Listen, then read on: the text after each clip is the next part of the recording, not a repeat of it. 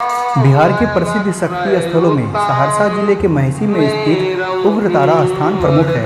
सहरसा से 16 किलोमीटर दूर इस स्थल पर शक्ति पीठों में महिषी के उग्रतारा स्थान का विशेष महत्व है। धर्ममूला नदी के तट पर स्थित महिषी गांव में वर्तमान मंदिर का निर्माण 16वीं शताब्दी में दरभंगा राज के परिवार से महारानी पद्मावती ने करवाया था। प्राचीन मान्यता के अनुसार कठिन साधना कर महर्षि वशिष्ठ द्वारा भगवती को प्रसन्न कर उन्हें यहाँ सदेह लाया गया था। कालांतर में शर्त भंग होने के कारण भगवती तारा पाषाण रूप में परिवर्तित हो गई, जिस कारण इन्हें वशिष्ठ आधारिता उग्रतारा भी कहा जाता है।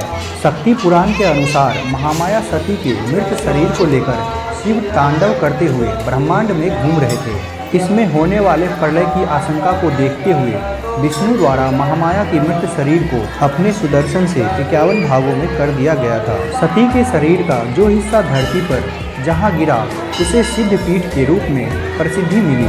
महिषी उग्रतारा स्थान के संबंध में ऐसी मान्यता है कि सती का बायां नेत्र भाग यहाँ गिरा था, इसलिए यहाँ के सिद्ध शक्तिपीठ के रूप में मान्यता है। महिषी के उग्रतारा की प्रतिमा कई स्वरूपों में देखने को मिलती है। भक्त बताते हैं कि यहाँ की प्रतिमा सुबह में अलसाई, दोपहर में रौद्र तथा शाम को सौम्य स्वरूप में दिखती हैं।